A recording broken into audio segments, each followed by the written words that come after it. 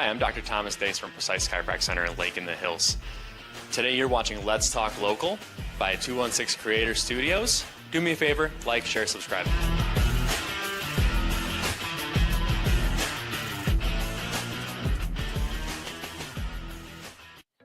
Hi, I'm Dr. Thomas Dace from Precise Chiropractic Center in Lake in the Hills. For 20 years, my team and I have been helping people find real relief to their back pain and neck pain without the need for drugs or surgery.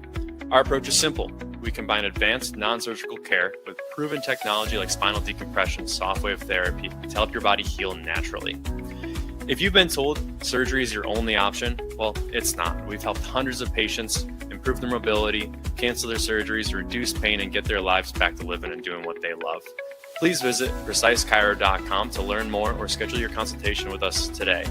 When you do, be sure to mention 216 Creator Studios for a special discount. Remember, federal guidelines do apply.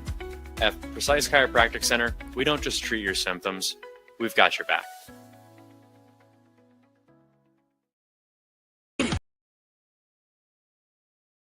Let's talk local, share the vibe. Every voice, every story helps us thrive. From the stage to the food truck, hear it right here at 216. So we bring the cheer. Listen global, feel the pride. Local passion that we won't hide. Every episode a brand new ride. Let's talk local, come be our guide. Hear the local business shining bright. Stories of struggle, stories of life. What's up, everybody? It's your boy Cappuccino. Hey, listen, if you like what you see here today on Let's Talk Local, make sure you go to the old Google box, YouTube, like, share, subscribe, ding that bell for the future notifications. We do appreciate the support. Today is Nico's producing Beth. It's going to be one of my faves because we're talking about food. As we all know, the Cappuccino likes his food, especially pizza from Chi-Town. I love it. Let me bring in my guest here. We have Barrington Lawrence from Pizza Delle Api food truck. I said that right? Yep. Yeah. Awesome. Welcome to the show, man. Appreciate. Thank you for having me. Absolutely. So, let's start off with why pizza? What's the story? What made you want to start this? Oh man, ever since back in the day when they had Pizza Hut personal pizzas and they had like little plush toys you can get. I mean, I was a kid and I loved pizza, so I remember that. You get the toys? Yeah. So I would eat. My mom would take me now and then to Pizza Hut, and I would always get those little personal pizzas, cheese pizza, and I just smash all, and then then get the toys. I keep the toys, obviously. I wish we still had those type of menus these days, but at that time, I just loved pizza. I mean, and then as a kid, I was always connected to like Ninja Turtles, and that drove me even further down the rabbit hole of eating pizza. So, it's comforting. It's comfort food. It is. And coming from Chicago, 100%. We brag about our pizza. Yep. We're defensive about our pizza. Yeah. Right. Yeah. And listen, is there such a thing as a wrong pizza? Well, if you're from here, yes. Yeah. There is such a thing. Absolutely. So you did a smart move. You did a food truck. Yep. And you're local here to the Crystal Lake area. Correct. Is that correct? Yeah. So let's talk about a little bit about, you're telling me you can do a deep dish pizza out of a food truck. That's Chicago. Let's talk about that a little bit. Yeah. So I've been working on this idea, this concept for quite some time. So for years, I was trying to perfect the deep dish kind of taste, the feel, the kind of that exemplifies, or it's something that I could actually put my stamp, my touch on it. I got you.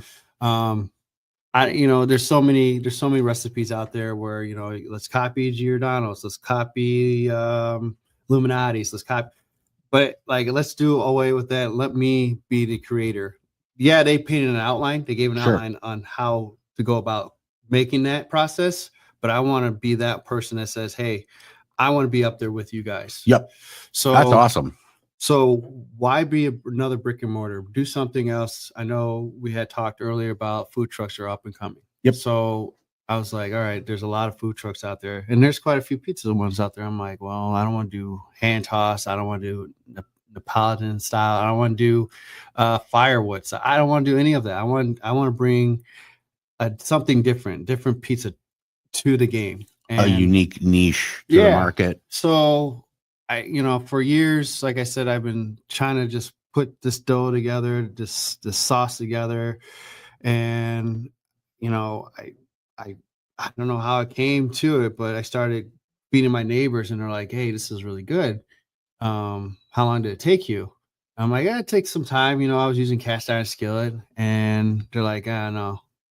Have you tried this pan? Did you try this pan? I'm like, all right, I'll try this pan. And then we had like a little air fryer on the counter. And then one day I just like, you know what? Screw it. I'm just going to put it in the air fryer. And then I actually cooked, and half the time it was going to be in an actual oven, which I was taken back by it because I was like, whoa, like this tastes good. And that's from the dough up, not a par cook. No, dough up from scratch. Wow. So I was like, all right, so I'm on to something here. Maybe we can take this mobile. But then I'm thinking like, all right, there's nothing out there that will allow me to make this happen. I have to go find it. And then I did some research, and I went to an actual commercial kitchen area where they had all these pizza ovens you can possibly think of or even imagine. And the guy comes in and he tells me, "Hey, we took your idea and I think we found the oven for you." I was like, "All right, let's do this." So he put it in, test out the time, and he goes, "All right, you're just sticking with 8-inch." I'm like, "Yeah, I'm sticking with 8-inch. I think that's filling. I think it'll satisfy the people who want this. Absolutely. Food. And I think it's a quicker turnaround. Well, deep dish is thick, too. Correct. So it's definitely got some weight behind it. And don't get me wrong, it does satisfy you. It is filling, but it's filling where you don't feel like you're going to be in a food coma. So if you have my food during lunchtime, you're going to be like, all right, that was good. Yep. I'm going to go back to work. If you had any other food, more times than not, you're going to be like, I don't want to work for the rest of the day. Right. I want to go home. I want to take a nap. So I do that now. If it was Nico would eat half of an 8-inch and then store the other half for later. Right. Yeah. Me, I'd be like, give me 2 of those guys. And then all of a sudden I'm like, I need a nap. Yes. Right. See, and that's what I was trying to avoid. So going back to, this process, the guy he put it in the oven, and he's, calibrating the time and everything. And he's like, we tried several trials, and then it turned out like we nailed it at 7 minutes. And he's like, this is great. It cooks perfection. It tastes great. It tastes amazing. I think you're onto something here. He goes, what are you going to do? I'm going to turn it into a food truck. He goes, all right, good idea. Let me know if you need anything else. I'm like, I will. Yeah. Here's my NDA. just in case, right? But that was the problem I was running into. I would find it, and that oven was like $15,000 brand new. I was like, I don't have that money. Yeah. Who has that? Right. Who has that money just starting off? And then you got to build a food truck or find a food truck that's, you're looking at 30,000+. Yep. I'm like, I don't have that cash right now. So what ended up happening is I'm on eBay. I'm searching for the same oven, and I find it, a hell of a lot cheaper. It's used. I don't care. Right. Does it work? Does it do the job? Yeah. Does the job. So I built this food truck from scratch. I saved some money there. I got all the stuff used. And then at the end of the day, it's like I'm here putzing around with this idea that I have everything that I need, but then I'm forgetting one last thing. It's a power source. And I'm looking, and I'm like backtracking. I'm like, all right, this should be just an easy plug and play. I mean, it's an oven. Right. How difficult could it be? But in my mind, I'm thinking just like anything else you have in your house, you could just plug it into an outlet and just let it rip. But I didn't take into accountability that this is the commercial kitchen. So you got commercial equipment. Different. Yeah. So the amperage is higher. So you need more voltage. You need more power to run this. And I'm like, Yeah. Also bigger dollar signs. Bigger dollar signs. So now I'm like scrambling to find a generator that's big enough to power not only the unit, my actual trailer, but this oven. So I had a close friend of mine. He's just like, hey, let's problem solve together. So I'm over here problem solving with him. And he's just like, hey, your oven is like 30 amps. You're going to have to find a generator that gives you 50 amps to cover everything else in that trailer. Yeah, it's a lot. Yeah. So I'm sitting with like a 16,000 watt generator. Jeez. It's a big boy. Wow. That will run your house. That might give you a tumor. Yeah. It's a lot of. I think the first words when we first talked in the green room, I was like, "What nuclear generator do you have?" Right? No, I gotta wear a lead helmet and everything, aluminum, everything. I feel like a pizza half the time when I'm next to that generator. So yeah. Well, and so how long does it take to make a pizza on a food truck? So from start to finish, I have my prep station. I got everything I'm working out. So that takes about a minute. If we're talking about just like single, I put it in the oven, single 8-inch pizza, that takes about 7 minutes to cook. Now, if you're talking about, hey, you come up and you order about 3 or 4, I can get 3 in that oven and cook it at 8 minutes. Oh, 3 at a time. Yes. Okay. And it's cooked perfectly. That's awesome. I mean, we're talking about, you got your crunch, you got the cheese melted, you got the sauce at that nice caramelization color. Yeah, I got you. That texture on the inside Yes. of the crust too, Yes. right? That's money. It's got that crunch, but that flakiness inside. Oh man. Yeah, it tastes. Everyone says it's like, I should say, there's a few people that go, it's like Detroit and Chicago had a baby together. I was like, oh, okay, I can see that. Okay.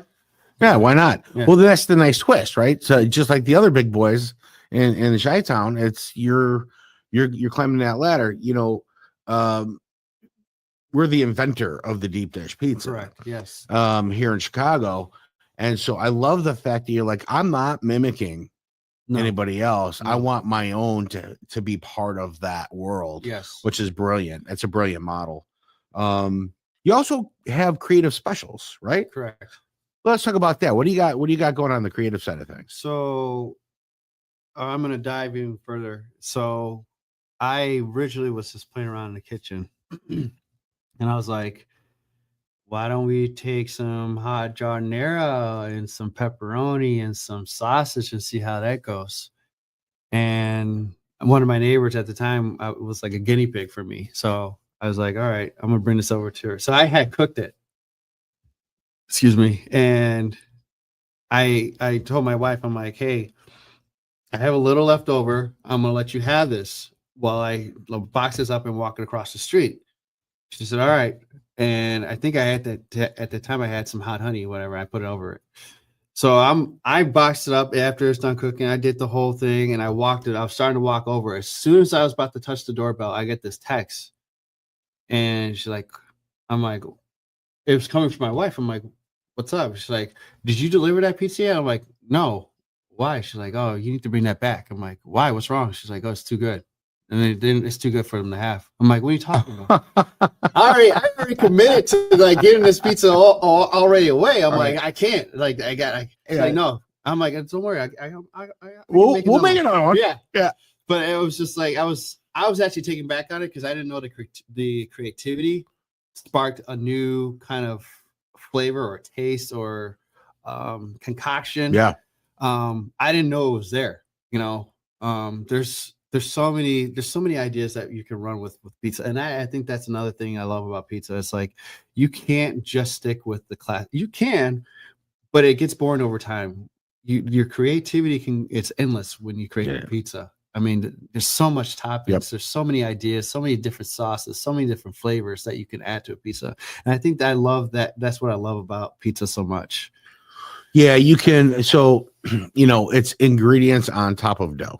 Yes. That's really what it is, right? And 100%. So if you have a palate and you know how to blend flavors, you can make just about anything you want. Now, you guys do a dessert pizza too, is that correct? I'm working on that right now. Yeah. So I had to, I kind of cheated a little. I used Chat GPT to help me out. But who doesn't use Chat GPT? Seriously.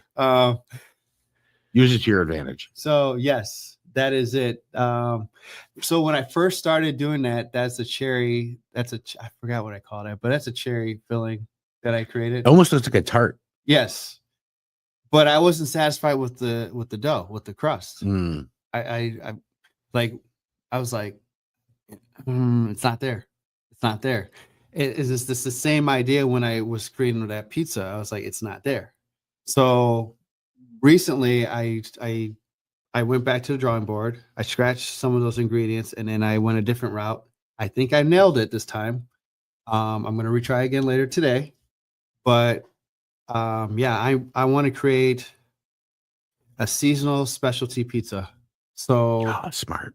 So that means like, in the fall, it may be like, what was I working on? Like, an apple harvest kind of like dessert pizza. Yep. Or like, in the spring, something has a little bit more vegetables to it. Yep. In the summer, some type of like a barbecue, kind of like barbecue chicken with bacon and red onions. That sounds great. I did create one with barbecue sauce out of honey. And it had like a kind of Kansas City kind of taste to it. Had a little bit of heat, but some sweetness to it. Nice. People like that as well. Buffalo chicken. That's another one. Hot wing. But see, with the buffalo chicken one, I don't want to be that person who goes to the store and goes, well, I'll just take this buffalo sauce. And I want to be you got to make it. I got to make it. Absolutely. I can't call myself a chef if I'm not doing it from scratch. Absolutely 100% correct. So, yeah. I 100% agree with that. Coming from the culinary world, I could tell you that if you're not using fresh ingredients, correct, and if you're using frozen product, you're not a chef. No. You know how to heat and use a microwave. That's basically what you do. A microwave to me is for popcorn, if anything. Correct. Like, I'm lazy not to do that myself on the stove, right? Yeah. But I love, so listen, in having the creative mind, it's like grandma's pot roast pizza. I mean, there's so much you can do. Pot roast carrots, you can do anything with it, right? Yeah. So a meatloaf pizza.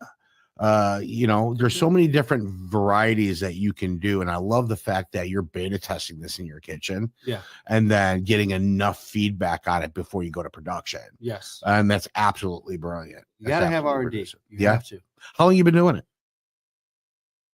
Oh, the actual company or actually like, well, let's start like the pizza itself and then the company. So I was doing pizza ever since I was, I would say junior high with my mom. She would get her little red dough book.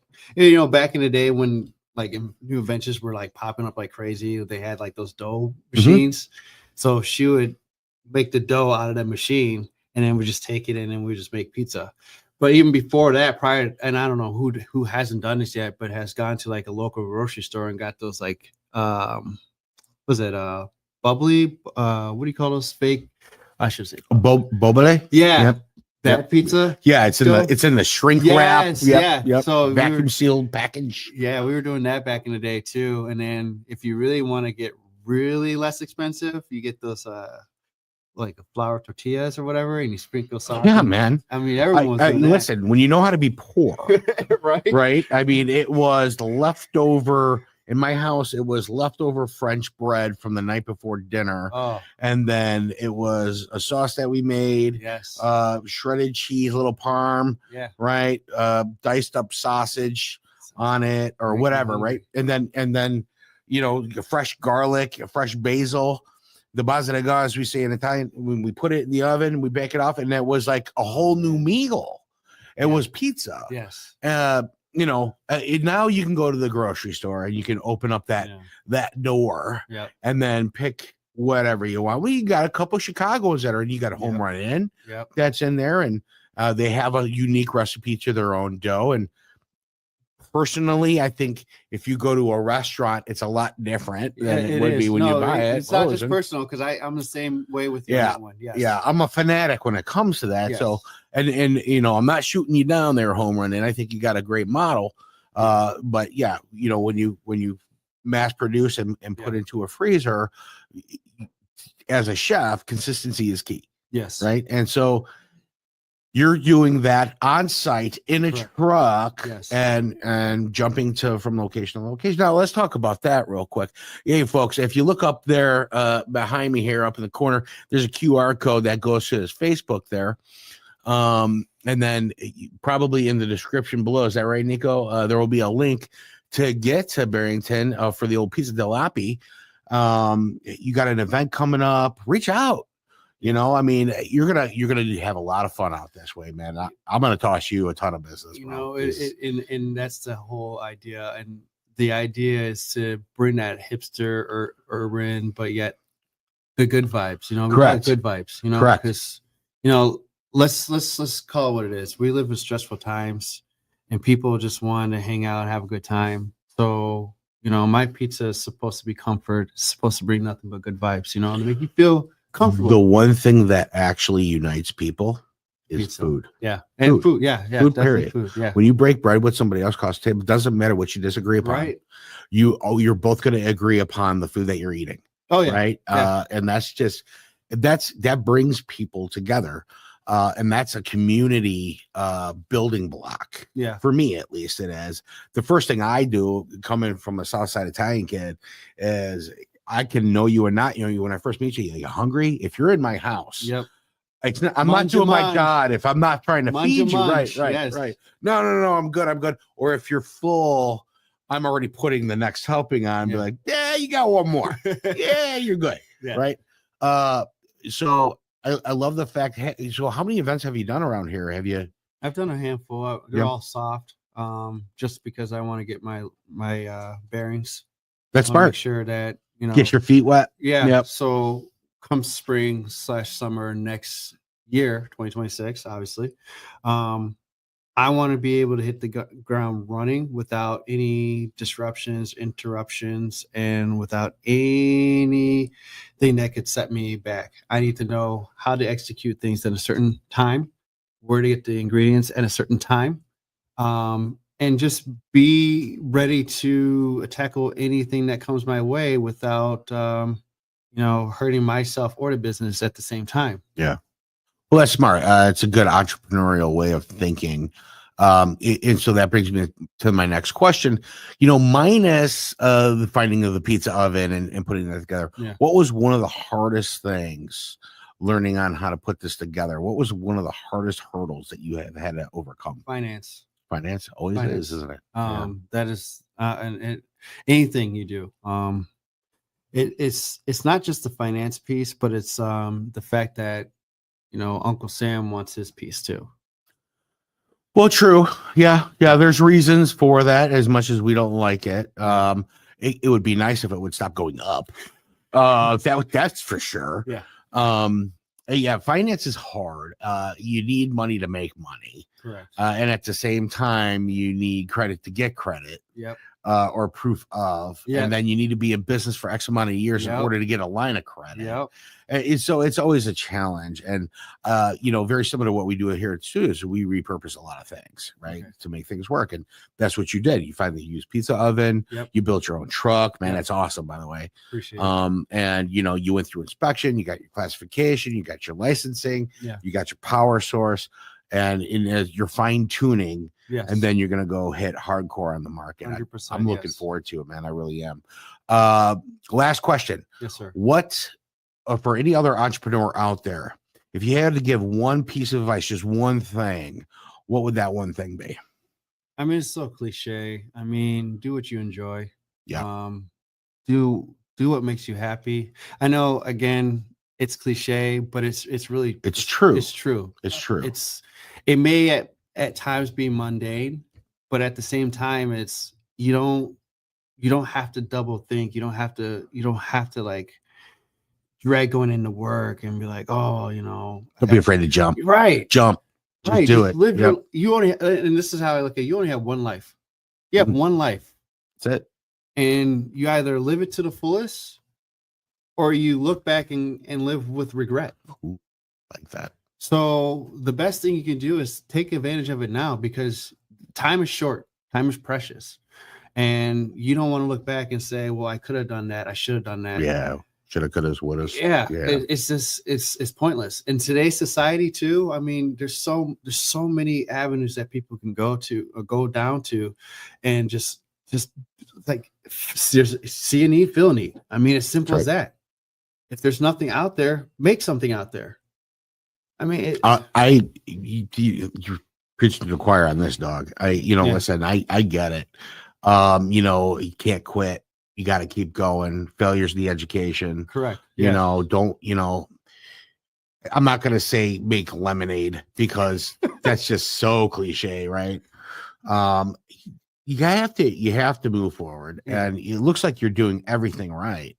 Trying. I'm trying. I'm not perfect. Well, you're doing. Yeah. There's a difference between trying and doing. Correct. Trying is still talking about it. Yes. There's two types of people in the world. Okay. Those are talkers and doers. Yes. People who talk can be great idea people. Yeah. But they never execute. Always execute, follow through to the end.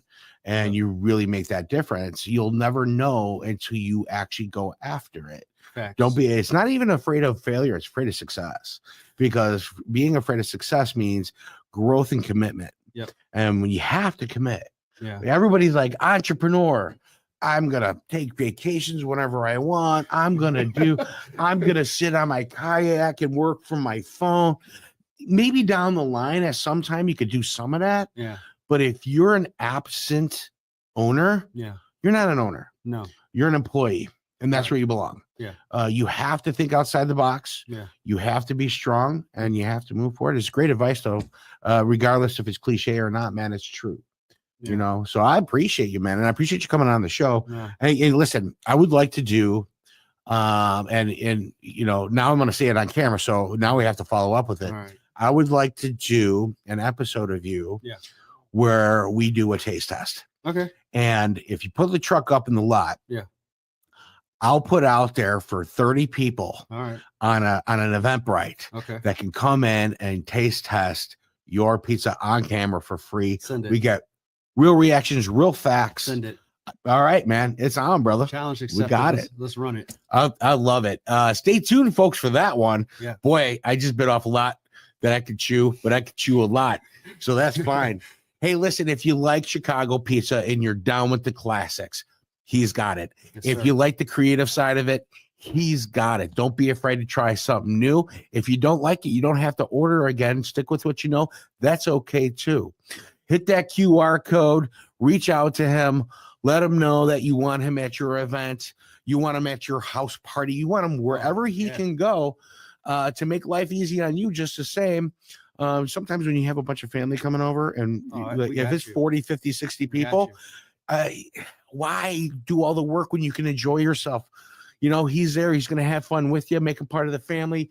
Once again, QR code, facebook.com// Pizza Delle Api.